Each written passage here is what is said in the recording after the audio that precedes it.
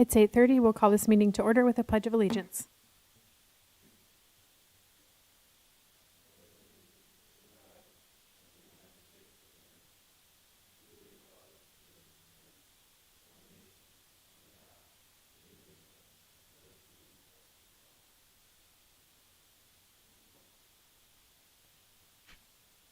Item number 3 on the agenda is an invitation for a citizen to schedule time on the commission agenda for an item not listed. Did anybody sign in for that? Seeing none, we'll move on to item number 4, approval of the agenda. We had one addition, I believe, to the agenda. We're going to add personnel to the exec session, so it's SDCL 125-1. Would there be a motion to approve as amended? So moved. Second. Any discussion? Hearing none, all those in favor signify by saying aye. Aye. Any opposed, same sign. Motion carries. Item number 5 is the consent agenda items. We've got the approval of the minutes, approval of travel requests, approval of personnel action notices, approval of cellular authorizations, and approval of the human services report. Do we have a motion to approve? So moved. Approval, or second? Any discussion on those? Hearing none, call the roll, please. Pierce, Aye. Bartley, Aye. Jensen, Aye. Krogman, Aye. Boersma. Aye. Motion carries. Item number 6, routine business. We'll do item A, approval of the claims. Is there a motion to approve? So moved. Second? Any discussion on the claims? Hearing none, call the roll, please. Bartley, Aye. Jensen, Aye. Krogman, Aye. Pierce, Boersma. Aye. Motion carries. Item 6B, department head reports. We'll start with Misty.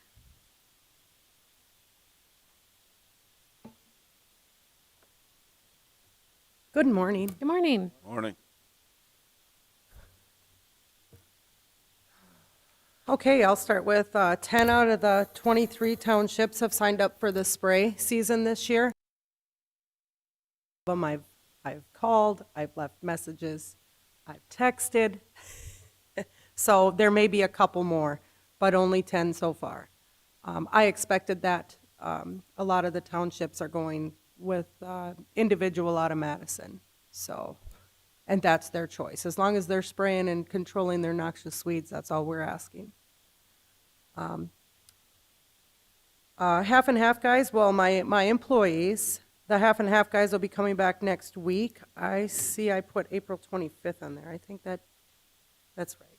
That's close, right? So they'll be coming back, and then I have the 2 ATV drivers coming back on May 9th, or one of them, and then the other one's going to let me know when he's done with his classes and whatnot. So I brought to the Weed and Pest Board that we should purchase the first run of chemicals. You're looking at these numbers, I'm sure. They're pretty good sized. Chemicals gone up that much. Just for our first run, and I believe that we should have chemical left over to go start the fall run. So this is kind of a high estimate. And then how I did this is I looked at last year's amount of chemical we used. I just took that amount, and I just used that amount. If you look, Van D Supply has 550 gallons of 2,4-D amine at the price of $16.59 a gallon. That was chemical they said they had on hold for us last year. So they're willing to sell it to us this year for the price of last year because it was ours. They ordered it for us. So that's a total cost of $9,102, goodness gracious, for $9,124.50. Van D Supply also has only one 250-gallon tote of grassland ale at the cost of $44 a gallon. They're not sure if they're going to be getting any more by May, June, maybe, question mark. So I could purchase that 250-gallon tote from them for the total cost of $11,000. Chemical has gone up half the price of what we paid last year. It's super expensive. Nutrient Solutions, they have Freelex 20 gallons at $28. So there's only one township that's using Freelex, and that's, well, 2 of them. But Freelex 20 gallons at $28 a gallon is $560. Tordon 32 and a half gallons at $45.30, a gallon. The total cost is $1,472.25. And Grazlan L, they have 750 gallons, 3 totes total at $44 a gallon. The total cost is $33,000. Ag First does have a 250-gallon tote from 2 years ago that they've had on hand. We could purchase that at $44 a gallon for a total cost of $11,000. Total cost of spraying for the first run is $66,000. Like I said, this is a high amount, but I believe as long as we're putting on our chemical at the lowest rate possible in order for the chemical to work or control the weeds, I think some of this chemical at the end of, or the beginning of July, when we start our second run, middle of July, August, some of this chemical should be able to be used on the fall run. I don't anticipate using every drop, but I think with the cost of chemicals still going up, I think if we just get the first run under our belt, it's what I'm asking the commission is it okay if we purchase this chemical and then that comes, if you agree, what it comes down to is now where are we going to store it? Van Dees Supply will store it for us and deliver it as we need it, and Nutrient Ag will store it for us and deliver it as we need it. Ag First, they can deliver it or we can go over and grab it. That's just in Aurora. That was kind of a long, Commissioner Pierce. Is the 66,000 in your budget? no. No, remember we cut it back because of we used to have, I think it was at 70,000 for chemical, and we cut it back to, what was it, 45? 45, correct. So that's why Misty brought it forward with, So you have Dollar. 45 in your budget of the 66, am I Correct. understanding that Correct. correctly? right? What about the second run then? The second run, I'm not sure we haven't even looked at that yet. Budget though, is there another 45,000 in for the second No. run? So we're talking Yes. 132,000 and only 45 budgeted. Yes. Fantastic. Well, what we could do is, I don't know the exact meeting date. I come to explain what what we should use on what county roads, townships. It was told to me to use grassland. So I did.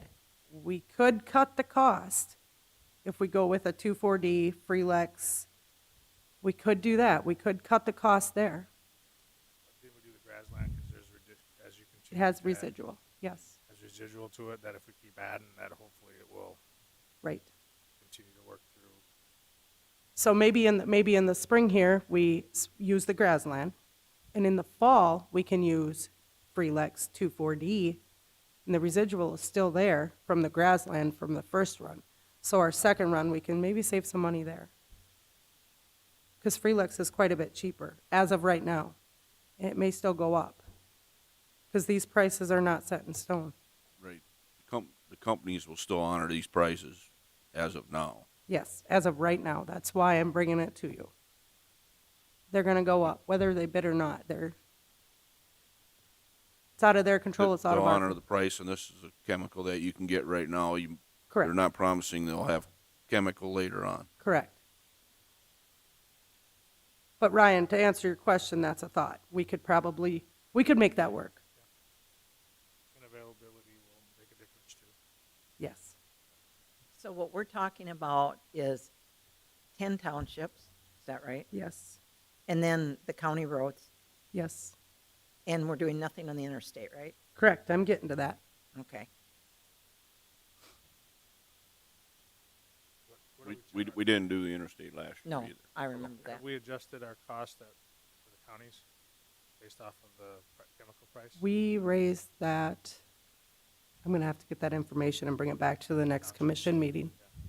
We raised the township from $20 an hour total for man and truck up to $40. And the cost of chemical there, we raised that also. So of this 66,000, how much of that from the 10 townships that we're going to spray will we recover on chemical costs? I didn't bring that information with me, and I don't know that off the top of my head. I mean, obviously, it brings it back down to, Right. so there is some recovery costs from the 10 townships here. It's not like we're paying for the townships spraying. No, we're not there. Right. We're breaking even. Now, this is not unexpected, I guess. For me, anyway, it's not. The other question I would ask is, as we look at quantities from last year versus previous years, last year we sprayed pretty aggressively because it was drier, and so we used more chemical last year than in some of like Than the year 2020, before. 2019, Correct. those couple years. And so I think it depends a lot on weather in terms of how much chemical we end up using and how much access we have to some of those county roads. Correct. With the wind situation the way it has been, our spring run might not look like what we want it to. And so I think it's worth noting that while this might be the chemical that we anticipate needing, we may not be able to use it all. And so if we've got the ability to lock in those prices and have it ready if we need it, I think that's prudent on our part. And there may be more soybeans planted this year also. There may be. So Yeah. You'll know more after you get done with the first run. Yep. Exactly. And I can bring a report after the first run. I can bring a report up to you guys too. It'll be in July. When we do budget this year, I'd like to have a better handle on, for example, let's use the county roads. You know, what we're spraying, and are we spraying more than we need to spray? Because usually when something starts getting out of budget, either look back on cutting down on what you're spending your money on or figuring out a way to bring in more income. And are we spraying? I'd just like to have a conversation. I don't remember ever talking about that. Are we doing more spraying than what we actually need to be doing? Because this cost is probably just going to get more. So I'd like to understand better how, what we're spraying and why we're spraying that much, and is there any way we can do something different in cutting down our needs on the spraying? I think the increase is the spray cost. The spray, the What chemical was- cost itself. What was the cost last year on It was 20 $22 a gallon for the Graslon L, and the 2,4-D was on $14 to $16 a gallon. So it's more than doubled. It is. It is. And keep in mind also, Ms. Pierce, we spot spray. If we were solid spraying, we'd have a larger bill. We do spot spray out there. Got to buy it. It's there. They're honoring some prices that'll probably go up. So I mean, just for this run, and I'm not saying that we're going to use every drop of chemicals. So I'm anticipating we have some to start our second run. Therefore, we don't have to spend that money when we start the second run. But I will have to come back and bring you guys some information, and we'll have to talk about that. And then how will we pay for that? Is that going to come out of contingency? I think that would be a solid contingency expense. but that's something at the end of the budget we can kind of take a look at and see where we're at, right? Well, what my concern is, and maybe Stacy's keeping a list, we've talked about a number of things coming out of contingency already this year, when normally we don't spend hardly any of our contingency. So I'd just like to have a handle on what all we're looking at on contingency. And I think once we understand what the income from that spray is, there may be a better offset than what we realize. So I don't know that the magnitude of that contingency expense is going to be what we imagine, since we're passing on the cost of spray back to the people who are consuming it. Part of it is the county's roads, and what is used on county roads would be contingency, but anything for townships would not. Correct. Thank you. But you're going to give us some more information on that. Yes, yes. And then, is there any other questions on the spray and the chemical? Okay, DOT, I handed out to you the apparent low bidders. It was between Mid Dakota Vegetation and Brookings County. Mid Dakota underbid us by $11,000. If you take a look at that, the first, I don't know.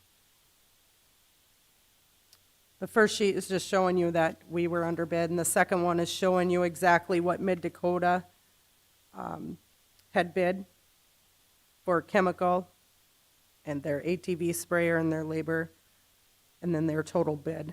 It's all itemized out. And I have a question about that. Do we have a handle on how a private entity that's running at a profit can make a profit when they're underbidding us by $11,000? What is the difference in the operations that they're doing that and being successful and we're not? I guess that's my I question. can answer some of your question. I know that Mid-Dakota Vegetation, they have 6 or more counties that they are spraying. And their numbers can go from $22,000 up to $53,000 to spray that county. They're fluctuating. So I think they come lower here and they go higher in another county because they know somebody's not going to bid that county because they didn't last year. And is that answering your question? If they've got a total of 6 counties, they have that option to say, oh, well, this county, I know the county is going to bid on this. And I know they bid low last year. And they've bid low for years. And now, well, they bid low last year, but didn't bid low enough. Well, we couldn't in order to at least break even or make money. But that's how he's doing it. That's exactly. If you go on to the DOT website and look under bids, it shows you all this information. And you think that there's a Lake County business that's getting township business Yes. from Brookings County, right? Yes. And Yes. so obviously they're doing it for less than the $40 that we were charging. And again, how are you seeing that they're making a profit doing that? Is it the same thing or He's solid spraying. he's what? He's solid spraying. He is solid spraying. Okay. And Using different chemical too. and he's using a different chemical. Just And it's- as a comparison, when you look at the bid prices here and the price per unit or fluid ounces, whatever, and their price is obviously better what they're buying it at than what we're buying it at. So again, if they have 6 counties plus some other types of businesses plus private, they can get a better deal on their chemicals than we can get in more cases because of volume, strictly because of volume. Right. We can't compete with that. I mean, it happens in every industry it's out there. You have Right. more volume, you get a better price. Same way with your Lake County private individual, more volume, better price, probably a little less structure in their employment contracts, probably don't pay quite as much as we do as far as labor is concerned. There's a lot of reasons private people can do it less expensively than the government can do it. This is a prime example of it. And please keep in mind, we're not supposed to make money off the townships. Right.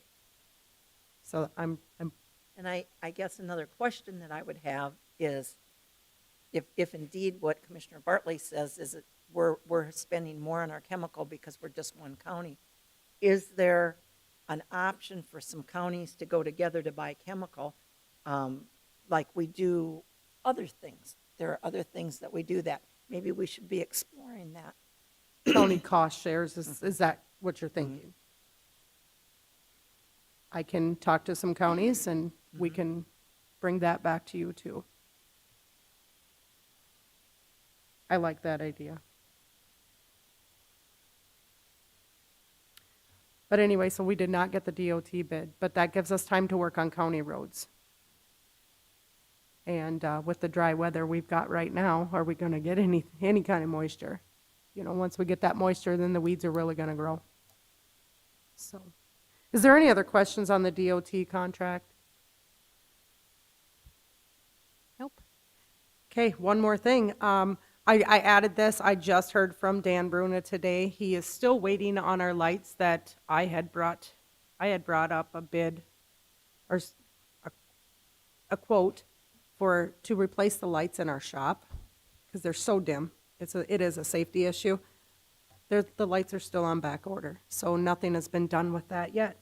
He's keeping me up to date, but that's about all he can do. I do not have anything else for you guys. If you have any questions, I'm open. Commissioner Pierce? How many townships did we have last year? 13 So if we have 3 fewer townships, and I know we didn't do DOT last year, does that make a difference on your labor costs for this year, for this year? yes. It will? Okay. Thank you. So when you come back with numbers for us, you might want to talk about that a little bit. Okay. Because you'd have some of that money in your budget. Great. Thank Sounds you. good. Thank you. County Development, Richard.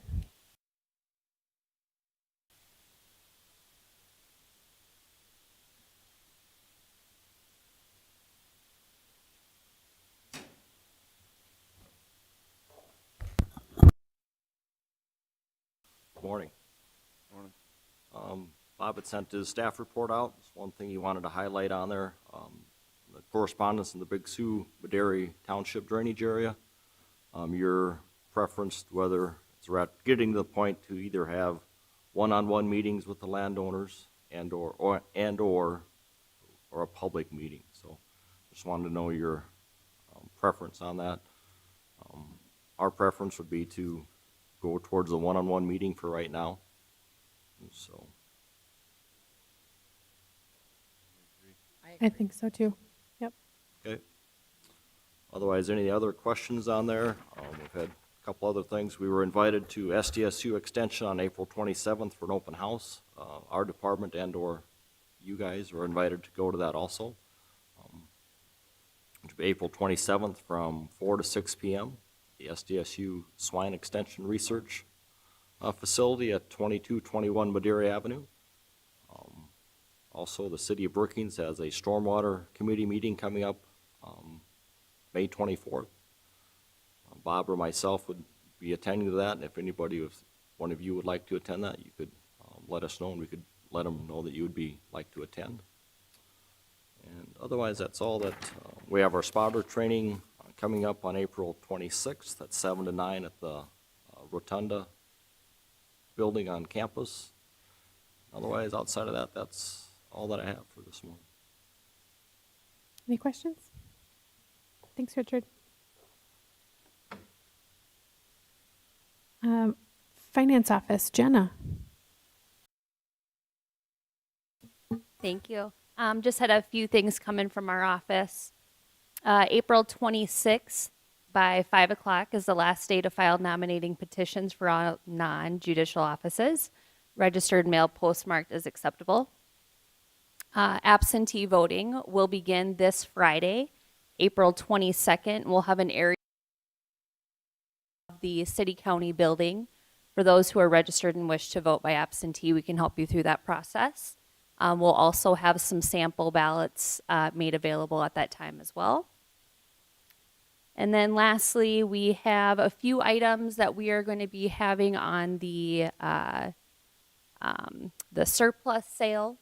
And so we'll be accepting bids for those 3 metal coat racks that are coming from the BCOAC, the Speed Queen washer and dryer coming from the sheriff's office. And then we have a C3 XP cleaning companion sprayer thing that is owned jointly with the city and the county. And so we'll put those on the sale. That auction's going to begin on April 25th.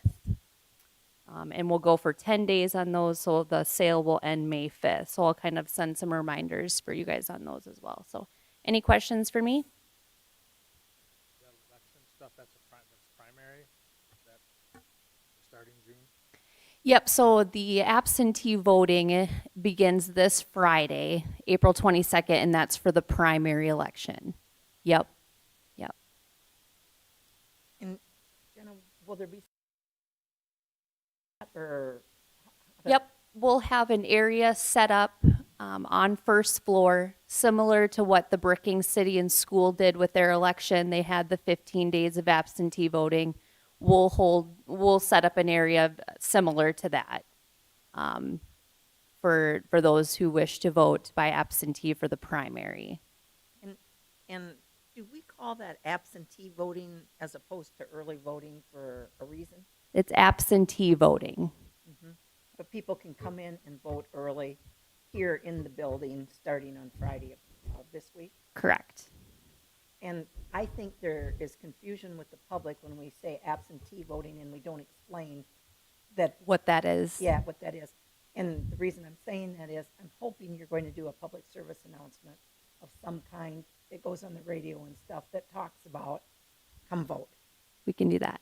There's Great. a reason that it's called absentee voting is because there is nothing in statute that allows for early voting. And- It's semantics at this point because anybody can do it, but there's nothing in statute that says vote early. It's absentee I do voting. understand that. I just want people to understand that what we mean is you can come in and vote early, even though it's called absentee voting in the statute.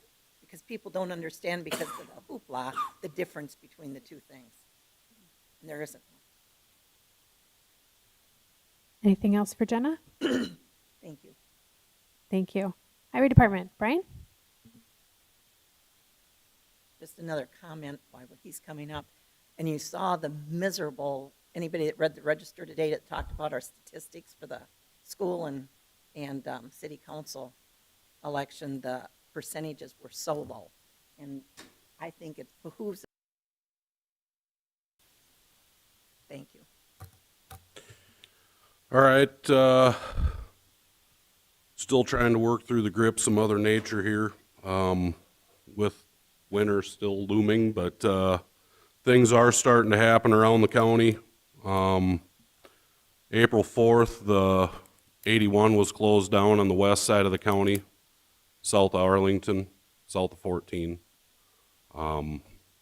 We did do some extra posting over there, worked with the DOT, why we did have the load limits on, and I'll get to the load limits a little later here. But seemed like what we did worked fairly good, but I do expect those roads to get a lot of truck traffic, and talked with carrier enforcement about possibly doing some extra enforcement over there in those areas. Good question on that. So who maintains those roads? Because obviously it could be a county or township or whatever, but the state's making the detour. If there Yep. needs to be The some, like on the curves and stuff like that, where it starts to get heavy traffic and it's washing away. We do have a haul road agreement with the state. It's only supposed to be for the empty trucks returning all that rocks coming from Spencer, South Dakota. And the return trucks are going to kind of loop around, come up to 14, and then come down 11 on the west side of Sinai, and then go back to 81 on highway or County Highway 12. But we do have a haul road agreement with the DOT on that stretch of road. Okay, so but If damages does happen, you know, they have to repair that. what about our local traffic though? You know, producers, you know, taking stuff to there, you know, it's going to get a lot. Obviously, they would normally take 81. Now they have to take the Right. route there. So does as not necessarily damage from the DOT's trucks, but damage from excess use because of their causes damage. Who's responsible for that? While under construction, they are responsible with the haul road agreement. Okay, so if something does happen, you can get in touch with them. They can come and fix it, or if it's Correct. starting to deteriorate, wear away Yep. or something. And we're making a lot of effort over there to keep them off the township roads and keep them on our roads, but, you know, we can't control what comes up from, Lake County. But, we're trying to keep them on our roads, but we're working closely with the DOT, and this project's being administered out of the Huron office. So it is a lot of visits over there, and we have been watching the area, because we know that even our county gravel roads coming off 81, we don't want them to be used for construction traffic either. But we are monitoring it closely. Yeah. How long is that supposed to be closed for? All the closure's supposed to last until probably late August. Could be done earlier, but that's the completion date. But before harvest. Yes.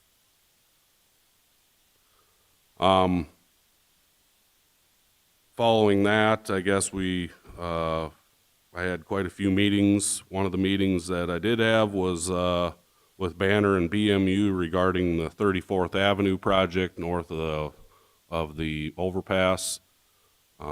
We have identified one area that previously experienced water over the road, and while they're doing the construction to install that 20-inch water main, I did bring up about the possibility of addressing some of them areas I'm still waiting on some estimates. Hopefully I have that by budget time was the goal I gave them to address that at budget time. And then the possibility in that area, which would be right around the LG Everest driveway, we would possibly be looking at moving 5 poles on the west side of the road, which would be Sioux Valley, which we know we have a agreement with them that we would have to pay to move those poles. I'm gonna be working with Sioux Valley and getting an estimate so we can talk about that at budget time too.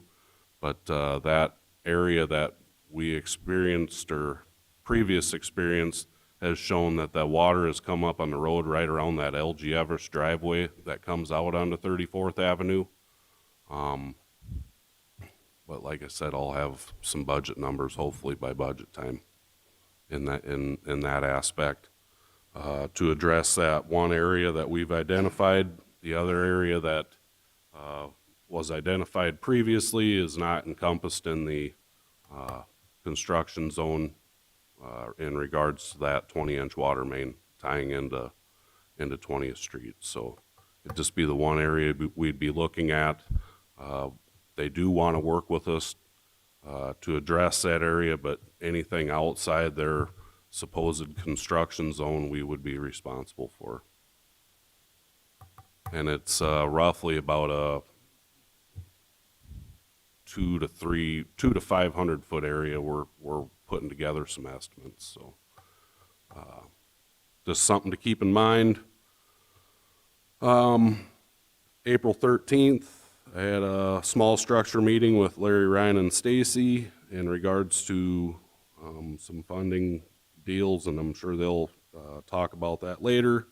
And also Smar Avenue meeting with the stakeholders in Volga. And the 18th, yesterday, we pulled the load limits. All the counties around us, maybe aside from one, are pulling, which would be to the north. But we did pull the load limits. I believe Lake County's pulling theirs today. Everybody else pulled them yesterday. So just an update on that. This morning I was out to the Sinai Bridge. They're going to begin the dirt work now that we pulled the load limits. Get material over there to finish the grading on that. The guardrail on the bridge is erected. The sleeper slabs or the approach slabs are all poured.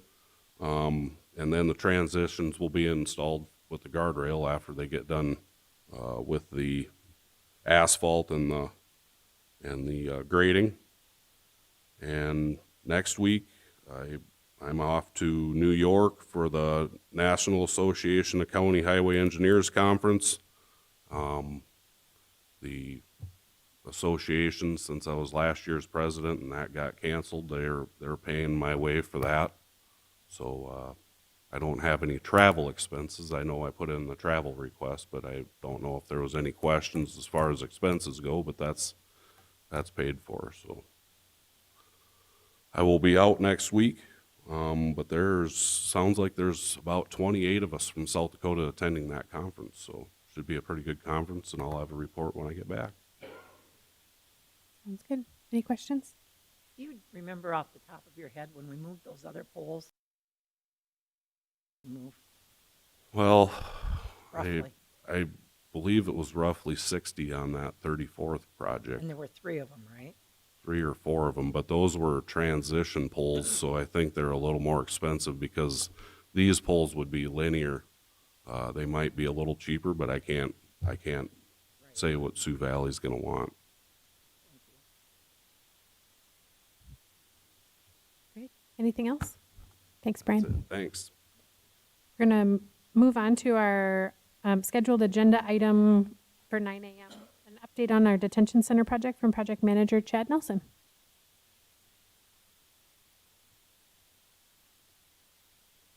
Good morning. Good morning. Getting down to the end here. We got about 8 weeks left and wrapping things up. I don't know if you've been over there lately or not, but we essentially got the existing building tore apart, there were a couple items that we ran into that I know Mike and Larry are well aware of, that we had to work with some of the structure and get things put back together that weren't necessarily shown for us to do originally. So, but we've got them taken care of. We worked with BKV structurally to get things put back together, so everything should be sound, which now allows us to finish up our masonry interior walls. We're hoping to have those wrapped up by the end of next week. And then we'll start basically with the finished portion of it, so which is painting, ceilings, floor coverings, those type of things. So that month of May, we'll have those activities going on. And then also, kind of simultaneously, we've got the new mechanical room upstairs, second floor, built and put together. We're doing a little drywall finishing up there, and then we'll get that painted. But they're also starting to move some of the equipment up, finish up some of the rough ends for the mechanical equipment that goes up in there. And again, kind of through the end of this month, we should have all the equipment set, and then they'll start hooking things up and getting that ready to go, I guess. Our plan, and I've talked to Roger from QSE, is on that first week of June, June 6th, we'll have him return, and he'll continue the testing of this new equipment that's in that space, as well as he had a list from phase one that the guys kind of went through, and then at that same time, he'll come back and do his retesting of some of the deficiencies that were a part of that list that he had. So we've got him coordinated and ready to do that work as well. So kind of looking ahead, so I think our completion date is on the 13th.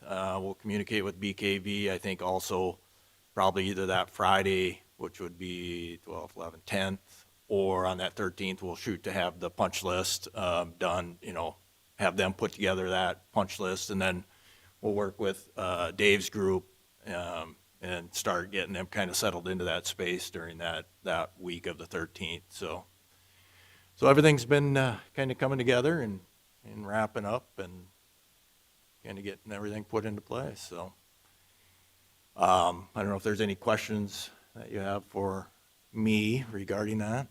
Commissioner Bartley. Just a quick question on the courthouse security and the stairway outside.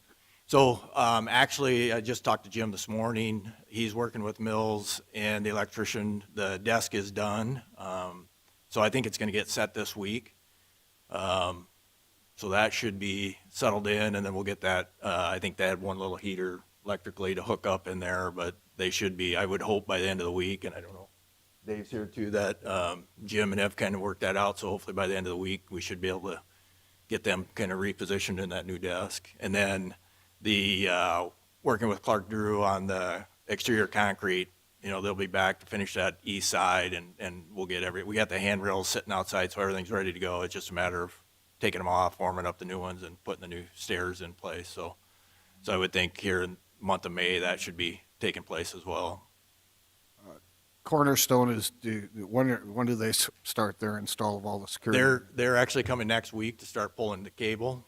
'Cause that's basically their first, before everything gets buttoned up above. They'll get all the cable positioned, and then we'll start setting doors probably that first week of May, which allows them to hook things up. And then again, we'll communicate with Dave and his crew to get back into that the new electronics room that was in phase one, and we'll get all that tied together. I think, you have change order number 13, which included some additional cameras in the existing sheriff office area. So with that approval, we'll get those cut loose and get those cameras here. We're hoping, they'll make it in time, and then we can get all that. But even if they don't, we'll get those hooked up, obviously, before they leave, because they'll have to kind of tie that back into that master control room in phase one. So we have, all that as a part of that initial control space. So Just an awful lot of finishing puzzle pieces that have to come together yet. So. yeah, and that will be. You're right, Mike. From phase one, we kind of learned a little bit that detention is of just getting everything tied back in and getting everything kind of back into the computer in their system to get it functioning properly. But we've got them on board to come back next week and start that process, I think with the time we have left, that this is quite a bit of a smaller space, and we did, I think, enough in phase one to accommodate phase two, knowing what we were gonna have to do, with some rough ends and with, just to make it easier to get path back and forth. I think that should go much better this time, so. Commissioner Pierce had a question? I just had a question. And is there more landscaping to do on phase one? There will be on the the east side, Okay. kind of where the main entrance is gonna come, where our trailer is sitting. We didn't want to do a lot there just because we knew we had a lot of traffic in and out. So again, Clark Drew will come in and finish some of the new concrete work. We've got the new steps and the sidewalk, but we've got, a couple of them got cracked in that time. We'll move the big containers as we get the equipment out of those that had the temporary heating system that for phase one. Moved all that equipment up into the new penthouse. Those will go away. We'll finish that sidewalk in that area, kind of tie it in as it goes further south, and then we'll finish the landscaping in that behind the curb and between the sidewalk and the building. I think there's some plantings, just like what you saw on the north side, that will come into that same space, and then a little bit of grass area to the south there, so. But right, that'll all be, I would say by the end of May, you'll start to see a lot of that kind of finish up and put together, once we get those big containers out of the way, so. Great. Will the masons be finishing up shortly? Yeah, probably next week, they'll be winding down. Reason I ask. Yep, Over there. Yep, good point, you're right, so we'll get them, so I would say probably that, again, that first week of May, will help load, get those two big mix towers out of the way. They should be able to take all the extra block out if they have any, and then the additional rebar and that type of stuff, so we should be able to kind of push and consolidate all that back to where those last few containers in the trailer along the north end of that parking lot, plus the remainder of those door frames, along with the masons as they're laying up those walls, those frames will be going in as well, and then we'll have the actual doors that'll be swung. I think there's like 23, if I remember right, left to swing once we get the frames in place and get the masonry done, so I would say May, that first week of May, things should be able to start being picked up and cleaned up and tightened up for that, so. Anything else for Chad? Great. Thank I you. just want to say thanks to all of you. It's been a joy. This project has been a good one for us. I hope it's been for you guys as well. It's been enjoyed working with you guys, Stacy, Dave, and Sheriff. It's all been very good. So we really thank you for the opportunity to help with this project. I think it's been a fun one for us, so thank you. Great. Yeah. All right. Thanks, Chad. Whoever. I get my Daves and Chads and everything on I'm not sure we have our 9:10 in the building. So Yeah, I don't see. so we might just move on to our 9:15 this morning. Not necessarily. No. I thought that she was going to be here, but I mean, this is the same request that you get every year now from the farmer's market. It's Yep. become pretty routine where they close off 6th Avenue on the west side of the courthouse for the farmer's market on Saturday mornings. I don't necessarily have all those details. I'm assuming they go through that process and asking all of the other neighborhood businesses, the courthouse and some of those other businesses as well. I think that's part of the process to do that. This is just the formal ask of the county as well. So And from my knowledge, the farmers market will run from now through October, for the first weekend in May through October, and open 9 a.m. until noon, if I'm not mistaken. So When we're running vehicles into the Sally Port, are we coming from the east or from the west? Okay. And I guess my question is there going to be any problem with the farmer's market, that area where it's at, for getting vehicles in and out of the detention center?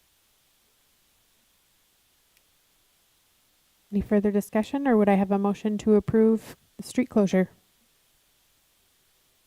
Second. Any further comments? All those in favor signify by saying aye. Aye. Any opposed, same sign. Motion carries. We'll move on to our 9:15 item with the Brookings County Conservation District. Morning, everyone. Good morning. Morning. I'm going to make sure to please just let the public know your names so that we've got it on the record. Okay, good morning again. John Halens, I'm a supervisor at Brookings Conservation District. John Finnegan is manager, the main link out there to keep our business running. I'm not sure how much information you've been provided, but I want to start with thanking you guys for coming out on our annual tour. It kind of gives you guys a heads up of what things we're involved in, and what the day-to-day transactions happen within the conservation district and stuff. And with John and Joan taking care of those things, it seems to run very smoothly. And with your guys' annual assistance as well, that keeps our budget in line and moving forward, and we can prepare things for the county and provide services there that many services like that are unavailable anywhere else. So again, thank you for that. Our topic of discussion today is the purchase of a new tractor. It's a Kubota M7 152, roughly 150 horsepower tractor.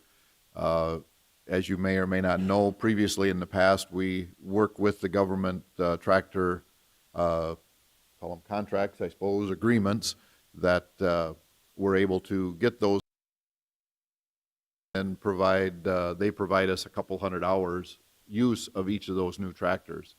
They have a program there that is beneficial to them as well as certainly beneficial to us. With the county, I assume the county maybe takes advantage in other departments of that same program from time to time. I guess I'm not sure, but so we've been successful with that in the years past.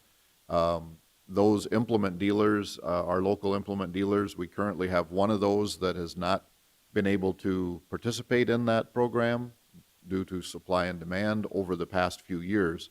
We've now run into that same scenario with our Case IH dealership, our Farmers Implement and Irrigation is similar deals. They have some tractors available, but it is supply and demand, and the supply is where the problem is.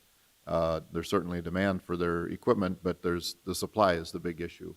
So we're running into a snag with the ability to create tractors or get those tractors, and in turn, the council has decided that, we really need to step out and purchase one and do the appropriate financing if needed.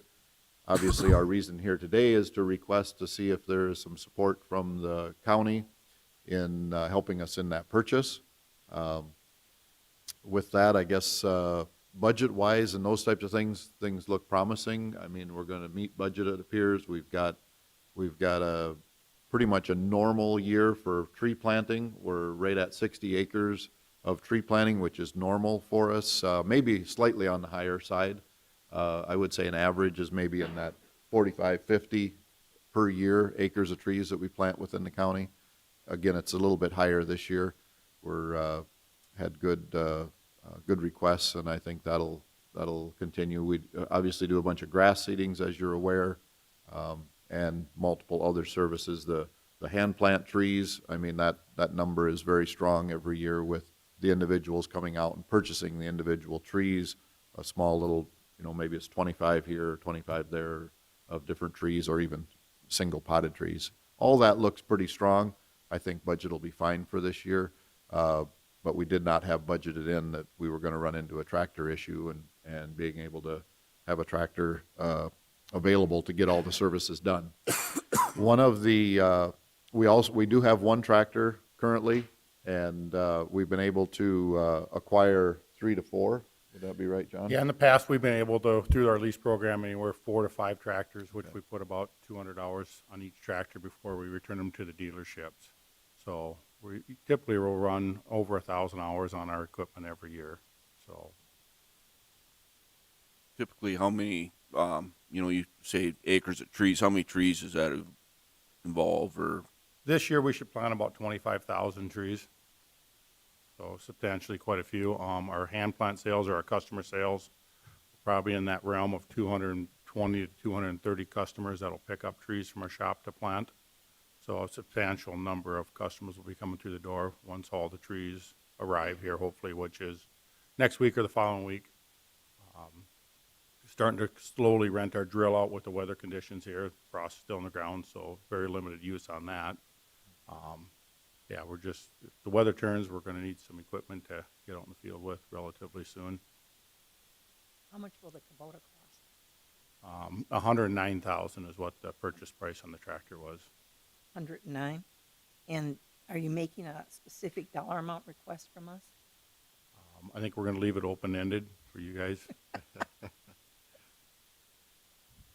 If you need a specific request, I mean, we can certainly come up with a number for you and stuff too, but anything is greatly appreciated that we would put towards the purchase. We're not trading our other tractor in with the lack of these tractors. We need to own at least two is our plan, and we'll hopefully acquire, I think we've got one or two other tractors that we're going to get under that government program yet. So I think with all that, we can make ends meet and get our services, done timely anyway. So again, yeah, we do have, we have a drill that we purchased, right, 3 years ago? 3 years ago, a John Deere drill for seeding grasses, and that'll seed alfalfa as well, that we rent out, or we provide the full service with that piece of equipment. That piece of equipment, we had that financed, and we currently still have it financed. There's about $10,000 left for the balance on that. So our doubling up on payments isn't really fit into our budget either. Our strategy would be that we would either combine that with the tractor and just make one payment out of the deal, so we have one annual payment. The other philosophy is maybe we scrape together and get that paid off, and then in turn, just have, again, be back to the tractor itself. So we do have other sources. Well, let me back up on the tractor so you know our due diligence. We had talked to, there would be 3, possibly 4 different dealerships. So we have asked of all the dealerships we've worked with in the past, we've asked them for their best option, best quotes for this size of tractor.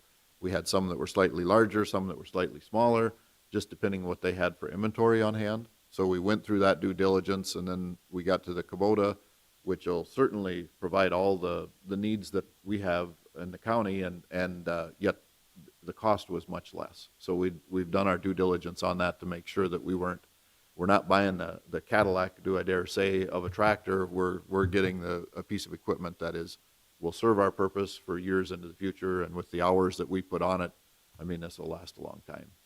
So. The questions by the commissioners? We have to,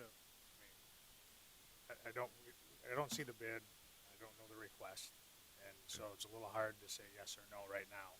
Yep. And then do we have to go through bid laws if we are purchasing this or giving money towards it? I don't know what the rules of a conservation district are compared to obviously us. I know the due diligence that you're talking about, but we may have to go through more formal due diligence with a request for proposals or something like that.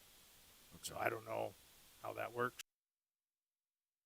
District would be a separate entity from the county. We would be purchasing the tractor, not the commission. And we are not required by law to do the bid process like you guys are. Obviously, we went and got different prices, new versus used, and everything like that. So this would just be a request for assistance. What do you owe on your loan that you've got right now on equipment? For our John Deere drill, we owe $10,500 plus a little bit of interest, and we're currently a year ahead on that payment. So we stay with our payment plan, we'll pay that drill off in a 4-year time frame instead of a 5-year time frame.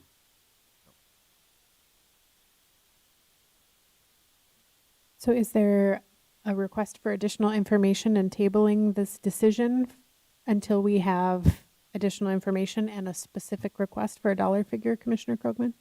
Yeah, I guess so. I mean, I'm not sure what you want us to vote on, I guess. We kind of left it open. Or will we not? Right. That's obviously a decision we got to make, but how much You want us to pay for the whole thing? Do you want us to split it 50-50? I mean, just kind of an idea of, Right. you know, of what our plans for, because that's not a budgeted item in ours. And as we continue and prices go up for everything, Right. our contingency, even though we haven't used it in the last 2 or 3 years as much, I got a feeling we're going to be jumping into that because of the cost of the inflation and everything going up 10% across the Right. board. So, Right. you know, I think I'm certainly open to the subject of it, but just how much, and you know, and I hadn't seen the bid. I didn't know what the number we were talking about until you got here. So, yeah, the bid again was 109 is what we got the negotiated price down to on this tractor. We left it open-ended simply, we didn't know what kind of, you know, yeah, it'd be awesome if you guys were interested in paying for the whole thing. That would be spectacular. Don't necessarily, we're not assuming that by any means. If there was a level of interest of 50%, I mean, that would be tremendous as well. I mean, that would really lighten our load on the budget. It would get our payment really almost back down to what we have on the drill.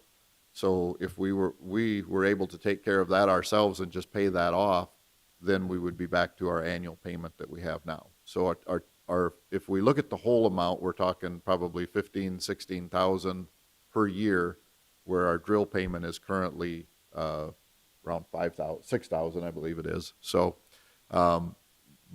if say there was support of 50%, that would be spectacular, and we would be pretty much on our same budget that we have been in the past. So, I have to apologize, Ryan. I think I brought this up at our ARPA meeting the other day. I think you had left, and I the rest of the commission, I gave the dollar amounts and what their situation was, and I have to apologize for not updating you afterwards. But you know, can we just make a motion for a dollar amount? Or the question I do have is for Stacy, what line item would we be able to take this out of? I'm not sure if we have budgeted for any other equipment that may not show up this year. I'm not sure. We have a specific budget line for the conservation district, so what I would see happening is expending it out of that line again, and then expensing it out of that line, and then probably contingency, because it's not budgeted anywhere else. I don't think you could take, if you're talking about another department that maybe has, you know, budget that doesn't go unspent, that we No. can't really transfer that, so. But I mean, what we have budgeted for the conservation district, didn't we already spend that? Yes. Yes. We give them $25,000, Correct. and yeah, that's kind of an annual stipend, and that has already been paid to them, I believe. Yeah, yeah, submitted the claim for it, yeah. Yeah, right. Yep.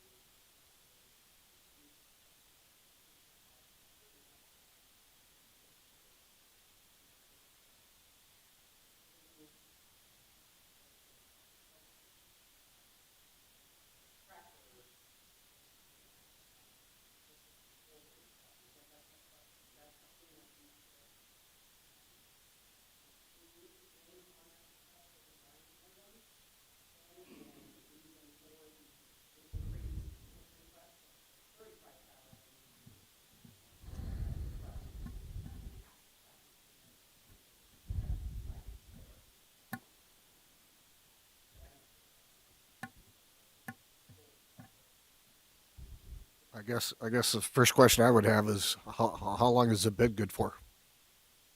That you got the bid, how long is it good for, the bid? How are they gonna hold that for 30 days, 60 days, 90 days?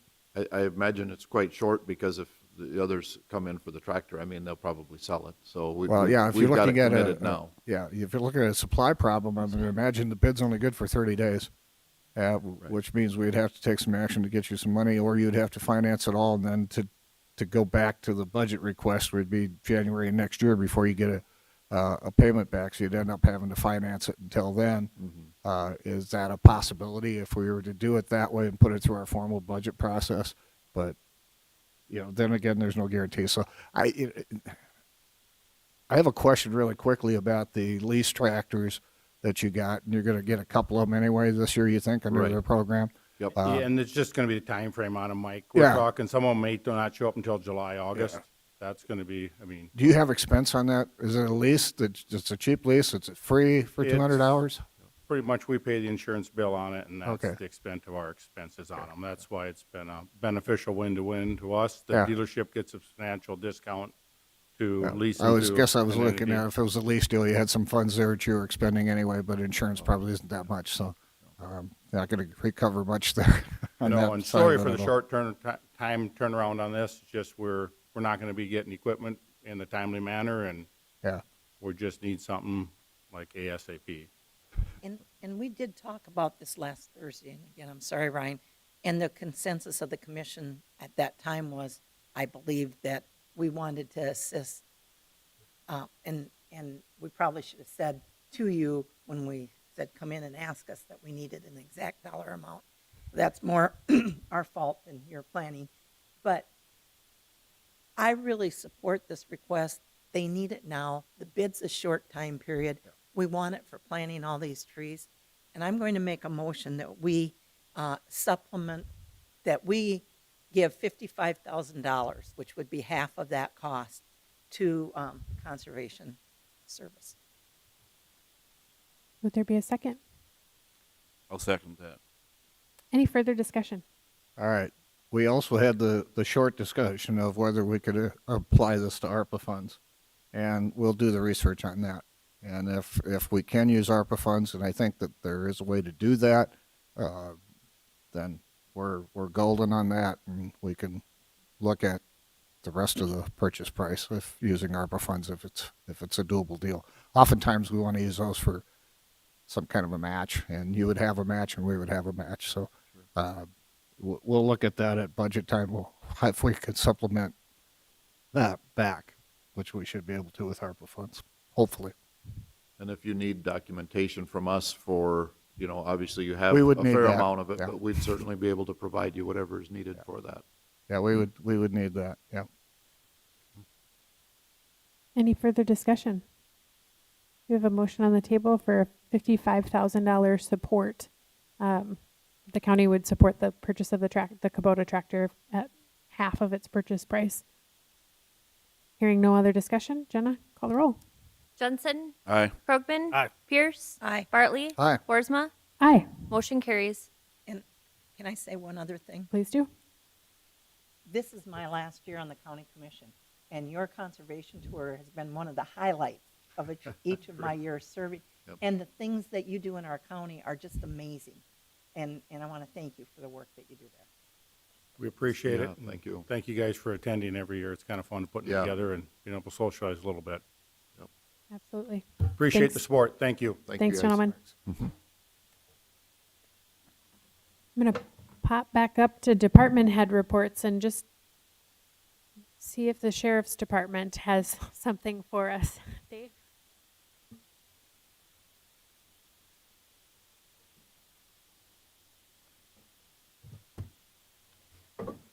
Good morning, Dave Beitler, Jail Administrator. Kevin Murfield, Sergeant Investigations. I just want to tag on to what Chad had saying. The security desk is here, and they're working on finding a door they can get it moved into and set down. They have slated Thursday for the contractor to come and physically install the desk. So pieces and parts and stuff will be there today. They're going to set that out of the way. The electrician, I've had him over there a couple times last week and yesterday, and he's got a plan for everything, get that all set and fit in place, and everything should be going good on there. Once they're done, I'll get with Sean, and we'll get everything set up on that so it's all up and ready to go, and we'll fly the flag and have everybody come over and take a look at it. What we've been waiting for so anxiously there. So, just a little recap from the last time we were here. Last couple weeks about, we have had 54 intakes at the jail, about 20 females, 35 males. Today we've got 41 setting over there. Nine of that 41 are either out of county or state parole holds that we're holding there. Like Chad said, everything's going good over there. Things are coming together. The block layers, I don't know. I think the block layers are going to be done sooner than Chad says they are. They got quite a crew in there. Everything's going good, and walls are flying up every hour of the day.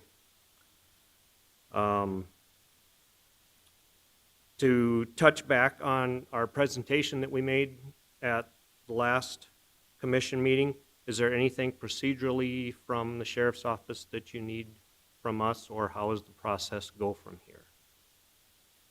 I think we've got discussion of the proposal on today's executive session so that we can start strategizing what the next steps would be for you guys and get Very you some good. clear direction. Thank you. I think Sergeant Murfield has some stuff on the alcohol compliance. So on April 7th, we conducted alcohol compliance checks out in the county. So we tested a total of 10 businesses. We sent a 20-year-old female who's employed with the sheriff's office in. Out of those 10 businesses that were checked, we had 2 that did fail. The 2 failures that we had were the Midway Camp and Bar off of Highway 14, and then the Shade Vineyard. Both of those 2 checks, the bartender or the server failed to even ask for an ID or identify the individual I sent in. Any questions about the checks that we did? I just have a question about procedure. Mhm. One of those, this isn't their first failure. So are there additional consequences? I can't remember how that works. So I guess I would have to look back on Sergeant Hader's, I guess, records. This were the first time that I've checked a Midway Camp, I think, since that one's actually been established as a liquor license. And as far as Shade is considered, I think they might have had a previous failure, but I don't remember. I'd have to go back and look at his numbers. I believe anything that would happen would be more on the side of the state and their compliance side. For me personally, and criminal charges, I just have to go in and have a conversation with the server, and then they get cited for furnishing alcohol to a minor, 18 to 21. And it's the second one. They have had a prior. Okay. So I will have to do some checking, I guess, as far as there's anything further I need to do procedural-wise with the state side of things with their liquor license. And I believe On the- this on was... the positive side of this, could you list the 8 that passed? I can list the 8 that passed. So Okay, I think it's nice to Yep. recognize the ones that passed. Yep, not a problem. So the businesses that were checked were the Ridge up in Bruce, the J Street Pub, Dollar General in Volga, Valley Mart in Volga, the Country Club, Elkton Municipal Lounge, Skyview Junction, and Gas and Goodies up in White. Thank you.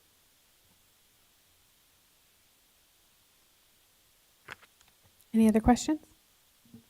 Great. Commissioner, can you, which one are we saying that failed, or which one are you referring to? Shady Vineyard.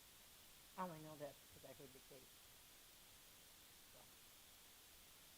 case. And that would have been under previous ownership. It would have been. I don't know if that makes a difference. I just don't remember the procedure enough. But it's the entity.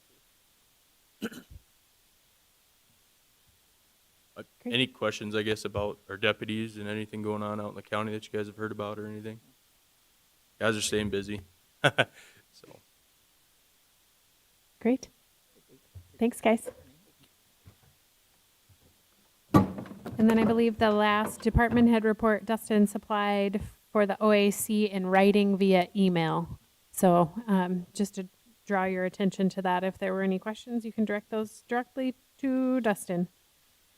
We'll move on to item 8A, first reading of ordinance number 2022-02, an ordinance providing for the amendment of ordinance 2018-03. And this is a first reading only. So it's an update to the Article 4 of zoning districts, Chapter 4.06 Aquifer Protection. This is the first reading only. And so the date and time for the second reading will be May 24th at 9 a.m. May 24th at 9 a.m. Thank you. Okay. Item 8B.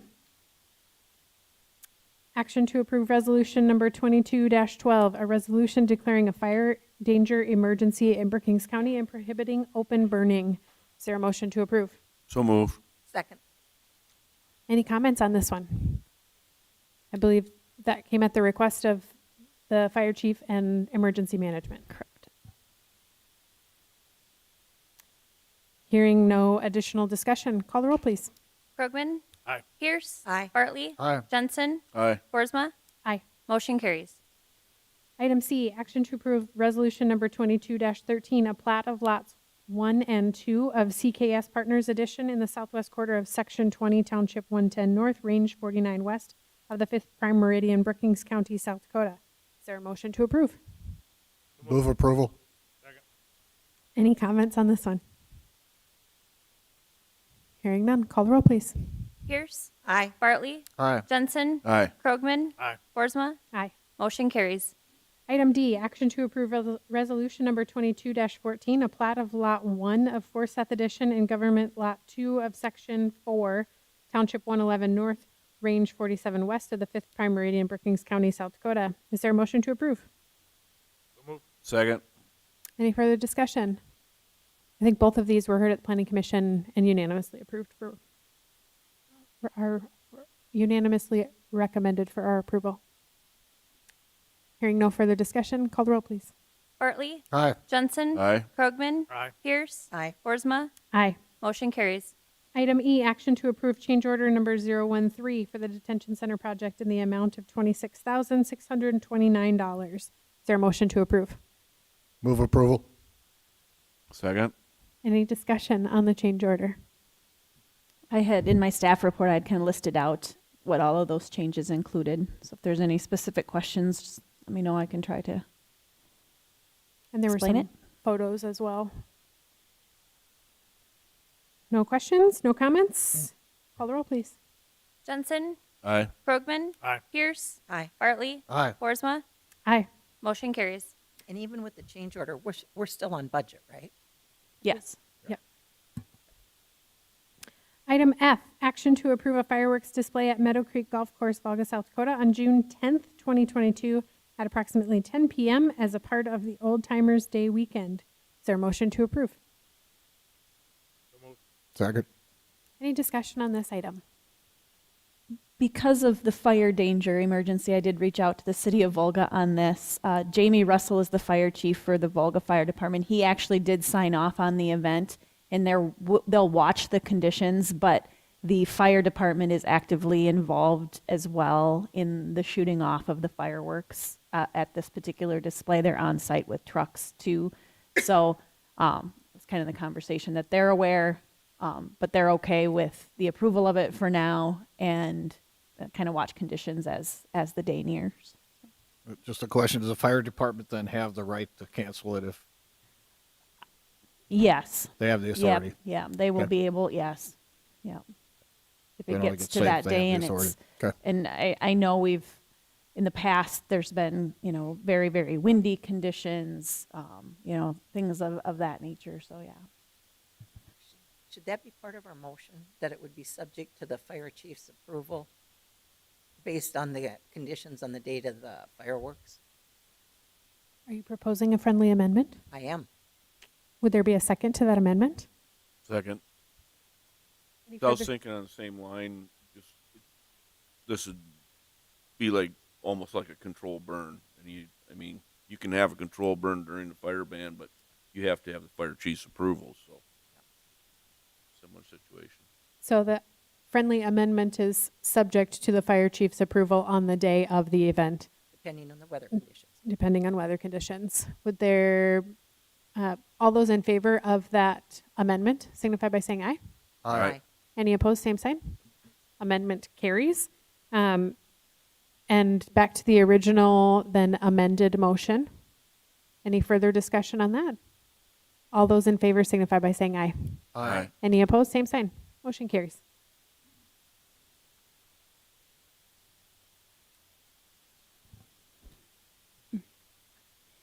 Where they shoot the fireworks off at is not. It's on the very east end of the driving range, kind of out that way. So it's technically the location where they shoot the fireworks off of is not in city limits. So that's why they continue to come to the commission for approval to do it. Item G, action to approve the closure of 476th Avenue, which is Broadway Avenue, from East Rasmussen Street to Lovejoy Lane through the city of Aurora on August 6, 2022 at 6 a.m. until August 7th, 22 at 2 a.m. for Pickle Festival Gala Days. Is there a motion to approve? So move.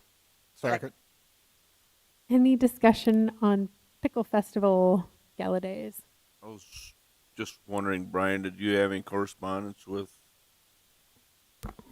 Yeah, they always come and get signs. And they coordinate with you for the closure then? Hearing no other discussion, all those in favor signify by saying aye. Aye. Any opposed, same sign. Motion carries. Item 9, Commission Department Directors Report. Everybody's done pretty well today with speaking directly into their mics. We had some issues here in the last couple of meetings that were brought to my attention that it was hard to hear some, so just continue to remember to speak directly into those. I had handed out this morning a draft of the letter that I put together after the conversation I had with Brian and Commissioners Krogman and Jensen about the township funding or that grant program. The changes include the culvert size. So we're going to look at the culverts being eligible from 36 inches and up instead of the 16 square feet and more. So that reduces that size. That should open that up a little bit. We also mentioned that maintenance type projects would be eligible for funding. We did state that gravel and tree removal projects would not be eligible. So if you are okay with that, we will get this letter sent out. My intent is to send it out to all township supervisors, clerks, and treasurers to try to saturate the folks out there in the townships with that information. So yes, is that okay? Okay. Yep. I finished the high performance leader on Friday. That course began January 10th, and then it ended with our final cohort live event this past Friday. The format of that is it's interesting. You have to fit it into your schedule. So Monday, Tuesday, and Wednesday, it's approximately an hour. In a perfect world, it's approximately an hour each day, and it's an online course, and you go through, the module has different things that's set up. So it's all online those first 3 days, about an hour each day. And then on Thursdays, they separate you into your breakout groups. I had a breakout group that routinely had 6 others and myself in it. And we met via actually Google Chat every Thursday at 10 o'clock. And the program actually gives you several talking points or bullet points to discuss. And so we would do that with our breakout group. We would go around and each person would kind of discuss, what their thoughts were on those bullet points. And then on Fridays, there was another approximately 1 hour session with your full cohort. So there were 6 groups of that, 6, 7, 8 people that met in a live Zoom type, chat on Fridays for about an hour. And then each week, each breakout group would designate one person to present at the Friday live event. So what that person was responsible for doing was taking notes or looking back, we would always record our breakout sessions on Thursdays, and they would kind of compile the thoughts from the different bullet points that were provided, and then they would present those to the full cohort on Fridays.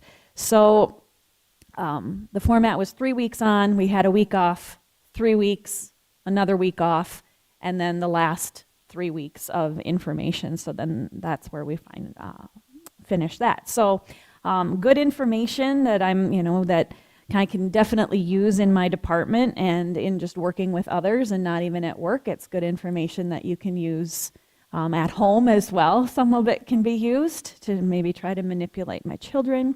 So it was a great experience. I have just a folder full of information that I can look back on, and they do allow you, they don't ever cancel your login information. So if you want to go back and look at all of the course material, you can continue to do that. One of my favorite things that I actually hung a sign up in my office that says, next time, let's make new mistakes. So, emphasizing the points, mistakes happen, but let's not make the same mistake over and over and over. So I really like that. So I actually hung that up in my sign. I developed a leadership oath, some, rules for leadership, things of that. But the modules were your leadership mindset and positive engagement, leading effective change, communication and collaboration, and then that was kind of 2 weeks. And then the last week was leading high performance teams.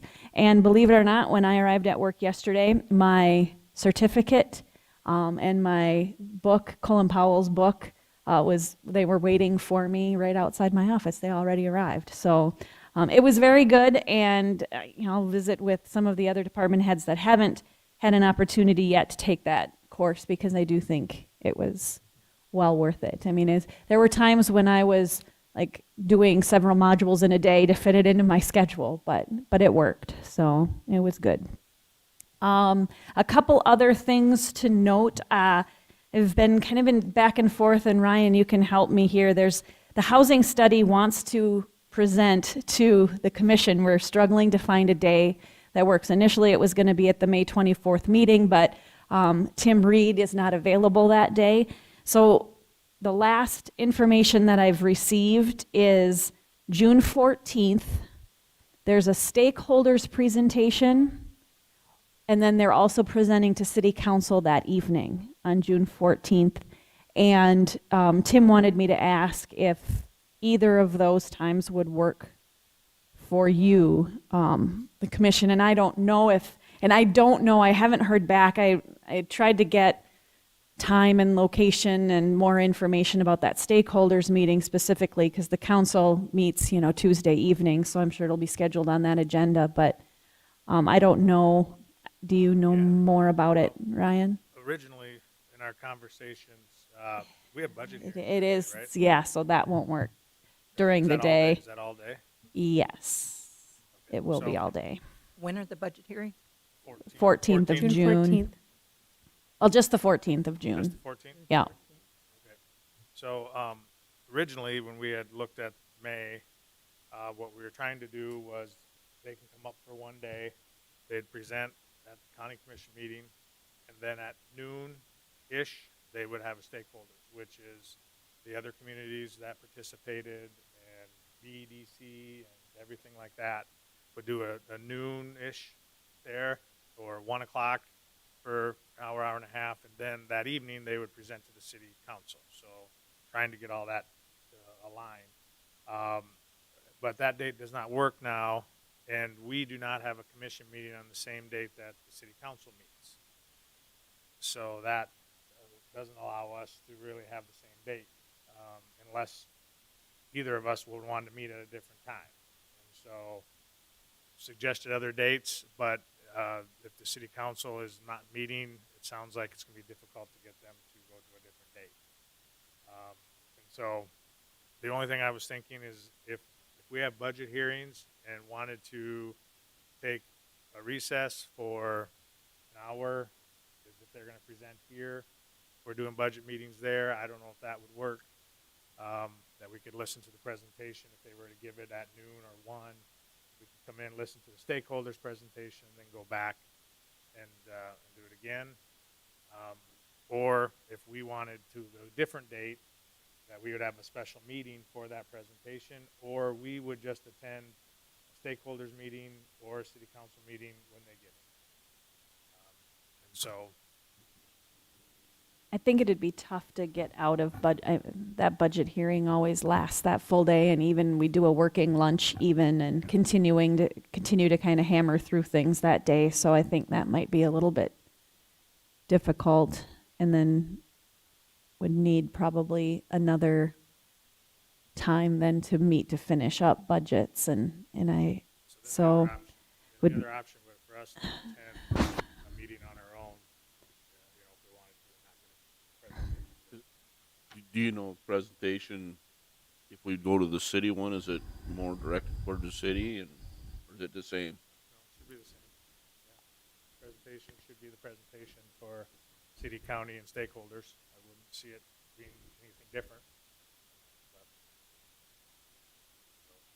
Maybe a strange idea, and not that I want to make everybody's day 14 hours long, but on that evening, if they're planning to present to city council at 6 p.m., is there any reason that they wouldn't do sort of a back-to-back presentation, or convene early with that stakeholders meeting at 5, present to us, and then go straight into the city council meeting?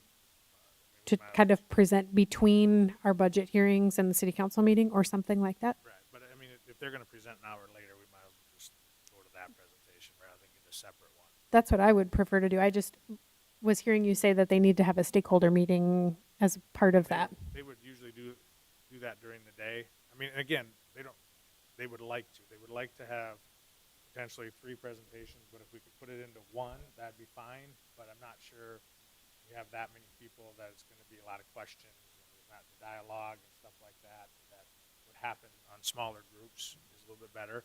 But, you know, I'm sure they're open to trying to figure something out. So I would guess they would want to do maybe a stakeholder meeting at noon or 1, and then go to city council, and we could go to either one of those two if we wanted to, depending on the day.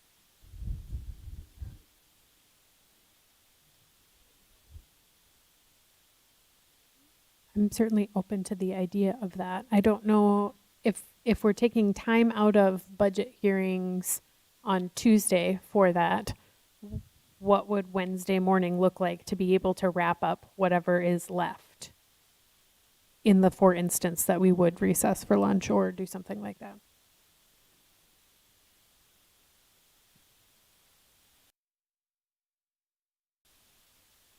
Maybe possibly. Just go that night. Put it in the city council. The only question is will we be able to ask questions at the city council meeting just like as we would if they asked us, or we're just going to sit in the audience at that one and we're observers of the presentation? If we have our own presentation, we can ask questions. On theirs, we can't. Or is it going to be a joint presentation and we can ask questions? Again, I don't know. I think I could pose that to the city manager about having it be a joint presentation so that if the commission would have questions, that they would be able to get those questions answered as well. Because if, since it's not going to be at, if we're the ones willing to change it to not be at one of our meetings, then I think we should be able to have kind of a joint meeting so that you can ask questions. Yeah, because we have to part of notice that. it. So, We would have to notice that, Yeah. yeah.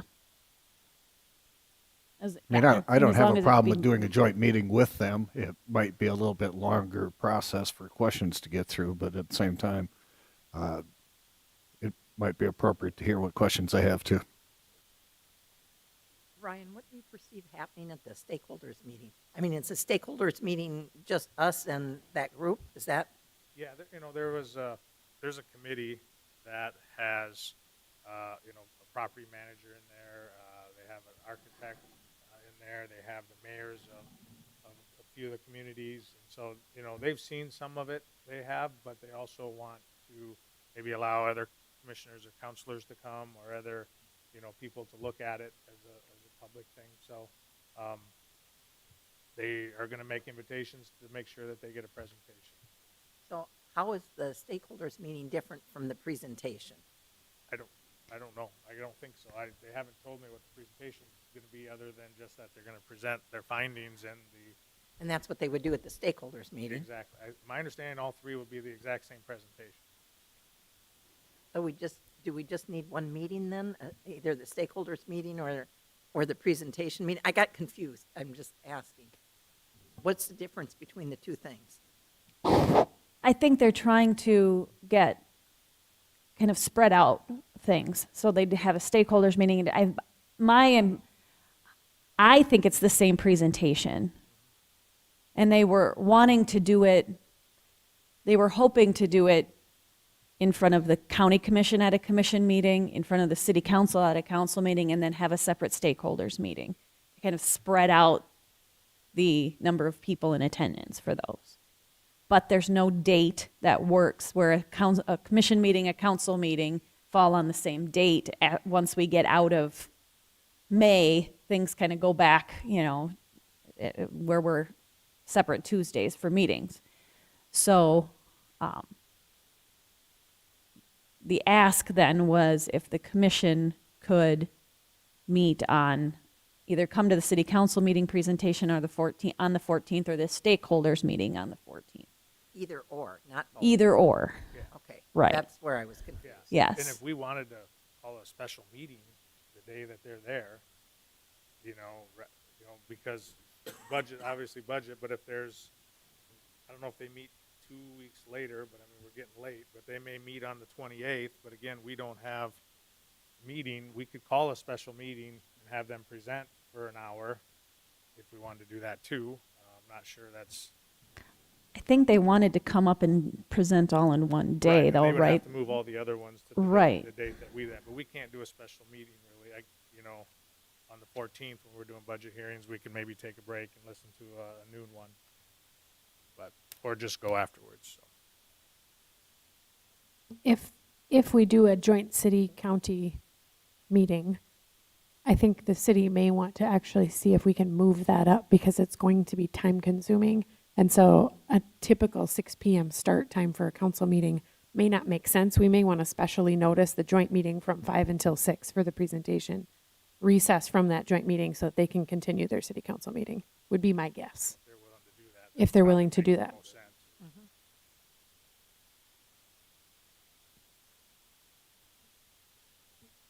I can reach out to the city and see if that would be, do it as a joint meeting, at 5 o'clock before the start of their regular meeting at 6 o'clock. And then talk with Amy and Tim on those, or CC them on that Yep. to make sure that that works for Tim and it works for Amy. Okay. I will see what I can do. I did hand out a notice from the Federal Aviation well. It looks like there's maybe some comment. There's a wind turbine near Hetland that was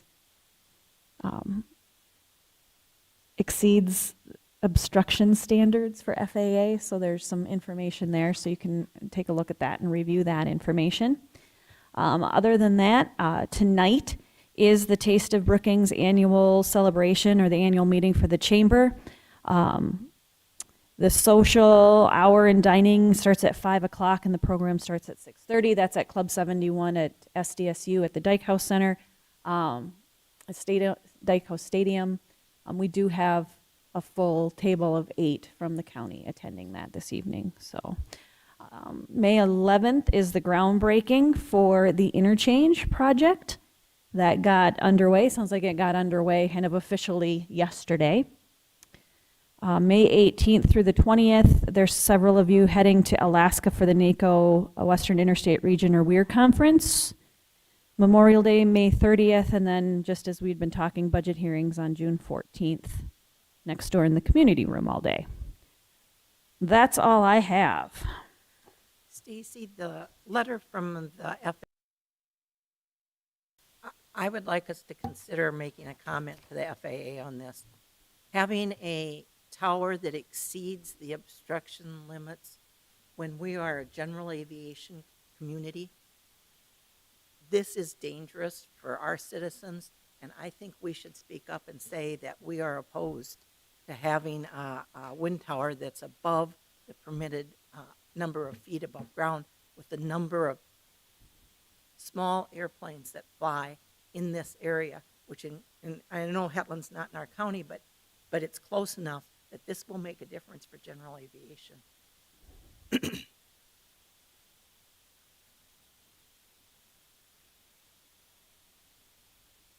there be consensus from the board on making a comment to that effect?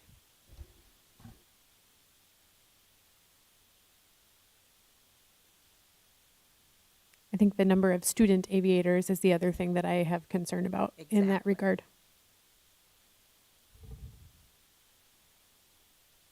I would support that as well. Yeah. Yes. There's a lot of slow nods.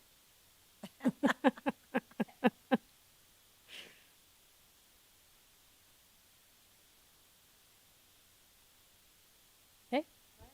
All right. Perfect. Item 10, State's Attorney's Office report.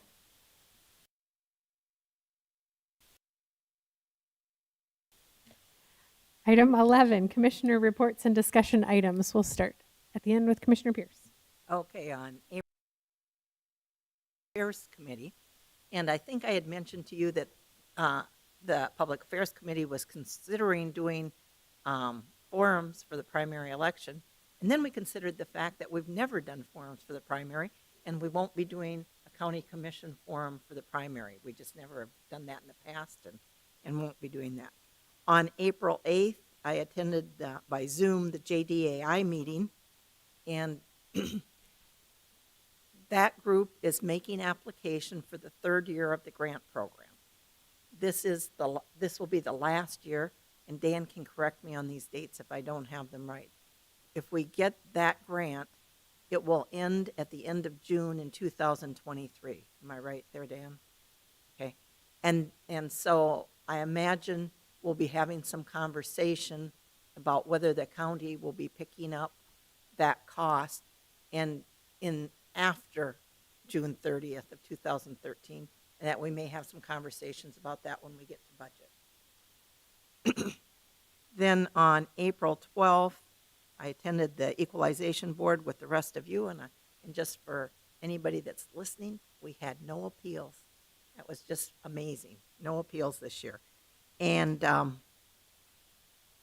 we really should be grateful for the quality of the work that our equalization department does.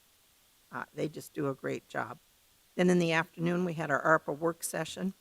And then on April 14th, I had the pleasure of going to the sexual assault response meeting, where as a board member for the Brookings Domestic Abuse Shelter, where we awarded Dan, who didn't mention this in his report, a plaque in appreciation for the work that he's done for sexual assault victims.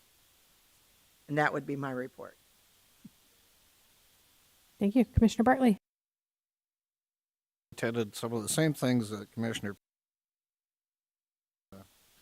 equalization, and that was appreciated that we had no appeals there. Fifth was the Planning Commission, and we voted to approve those plats tonight, and we had a couple of conditional use permits that took a little bit longer to get through, but we did. Planning Commission will be planning to have and schedule our public hearings on the joint jurisdictional ordinance. It's now in its final form. Prior to public hearings, it's not final until it's approved, obviously, by both the city and the county planning commissions, and then by both boards. Jail meeting on the 7th went well, and you got a big report on that tonight, so there's nothing else I have to add to the jail report. Thank you for permitting us to present that tonight, and that's my report. Thank you. Commissioner Jensen. On the 5th, a water supper up in White. They honored Harold Hay board. He was on the initial board when the Rural Water Board was actually formed, and they honored him with 50-year service. I left the rural water meeting and I attended the zoning meeting here at the few issues on there that I wanted to sit in on the 5th also. On the 6th, I attended the Conservation District in the morning meeting. Some of the same challenges they've been having. It was the equipment we've listened to this morning, and also securing employees for the summer. It's been kind of tough for them also. On the 7th, at a jail meeting, Chad gave you the update on the jail meeting. It's going good. Addressed a few concerns, especially the parking lot. They're going to try to get that cleaned up, as you heard today. At 3 o'clock, attended the weed meeting. We received the bids. Fortunately, didn't get the state contract, but we also had some issues with the weed spray, which today we purchased a spray. On the 8th, did meet with Bob in the zoning office, discuss some office, moving the zoning office actually. Went well, and looking forward to that. On the 10th, attended Aurora Fireman's Breakfast over in Aurora. Very well attended. It was a good meal. Both the sheriff's candidates were there that morning, and a couple commissioners were there also. On the 12th, equalization boards, and also the ARPA funds meeting we had. And then on the 13th, we met as a small structure in the culverts. Had good conversation. Hopefully we can get some participation from the townships on our culvert grant program. At 1 o'clock, along with Angie, attended the Samara Avenue meeting over in Volga.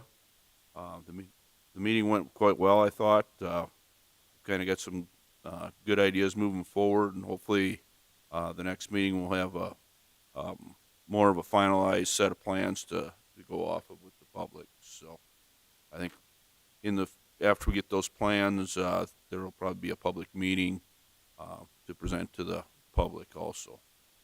On the 14th at noon, I had an extension board meeting and welcomed the new member, Susan Vanderwall. I know the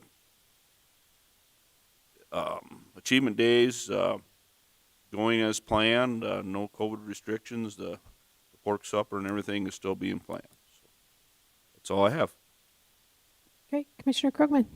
Yeah, like on the 12th, equalization boards and ARPA discussion. 13th, met Casey and Larry for that local culvert meeting. And then the 14th, I had a meeting with the housing study group to discuss presentation. So that's about it for me.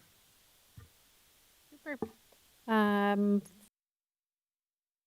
Organization boards on that ARPA meeting, the Samara Avenue meeting, and part of that discussion was the evaluation of 2 different schematic proposals that involve sidewalks or multi-use path at either back of curb or separated with a boulevard. And so we've kind of looked at some of the grading challenges that exist for those 2 options. And I think the consensus of the group was that where appropriate, both sections might be used, and we may need a hybrid approach because there are some pretty significant grading challenges. And so they will bring back that sort of hybrid schematic for the review of the group prior to a public meeting. So I thought it was super productive. And then the 14th had a PPCC pod meeting, and you will probably hear, I don't want to put words in Bob's mouth, but you will probably hear a request from him during budget hearings to make sure that we are continuing to allocate resources for that we end up being the sort of budgetary host for that entity, because even though the state is not mandating the continuation of that committee, I think there's still some value in it, and making sure that that resource continues to be available long term will probably come with some version of ongoing funding request to make sure that that remains a standing committee. So that'll probably come from Bob for our consideration during budget hearings. There's significantly less going on around the county at the moment related to any version of pandemic response. And there are some suggesting fourth booster shots, and those are available via the clinics. There will not be another pod for another round of boosters at this time, anyway. And then the 15th, Stacy referred to a little bit earlier, the High Performance Leadership Academy through NACO. That leadership training I completed at the same time. We were in the same round, but different cohorts. So separate breakout groups and separate cohorts. I thought it was really valuable to be able to experience it as a commissioner, and I was specifically grouped with other commissioners. And so you got a chance to kind of hear what other counties are dealing with and how they approach certain things. There were some really good takeaways, I thought, as it related to specifically measuring and metrics as it relates to our goals and our strategic plan. And so that's something that I want to certainly talk to Stacy about, but also the rest of you as we start dealing with budget hearings and thinking through the county's strategic plan. How are we measuring success and then reporting that back out so that we're aligning our goals, our dollars, and our metrics kind of all together? And so there's a handful of really good takeaways that I think bode well for us in terms of public transparency, but also accountability for the board and to the taxpayers. So some great takeaways. Highly valuable program, I think, for all of our department heads and frankly, all of our deputies. Because I think as we think about leadership of an office, there are times where you're navigating situations that you would not normally navigate. And the ability to be a highway superintendent doesn't necessarily come with training in people or negotiation per se. And so I think hearing from other people who are in a similar role in other parts of the country and working through those types of leadership scenarios with them, I think that's super valuable for our teams. So can't recommend it enough. That leadership program, did it have law enforcement involved? It did. There was one whole cohort that was law enforcement. I believe there's an entire county in California that sent an entire group of law enforcement through together. So, yes. Yeah, and the breakout group, I think that was probably the most valuable piece of that, is that breakout group on Thursday, because you really got to know those people. And I mean, we've back and forth and like, okay, I have this situation. How would you handle this situation? We've already been doing some of that. And we actually plan on getting together monthly, just doing a Google chat monthly just to check in with each other. I mean, if there's people have issues, concerns, they can bring them up. If not, we'll just visit and catch up and move on. But yeah, that was probably my favorite part of it, was getting to know those individuals and then having them as now just kind of my circle. So it was good. Yep. So I think as we think through budgeting this next year, I would encourage our department heads to be thinking about that for training. If they haven't done it already, we should be planning for and budgeting for as a commission some of that continuing education for our department heads. And I think we should start considering that for deputies of those departments as well. So that's that. And then last night we had a Brookings Behavioral Health and Wellness Board meeting. I did let them know, coordinated with for May 3rd. So there will be a presentation by Brookings Behavioral Health and Wellness, 9:30 a.m. on May 3rd, and then they'll present the same presentation to the City Council the following week. And so they're making that request as they move forward in their plans for building expansion. So, any questions?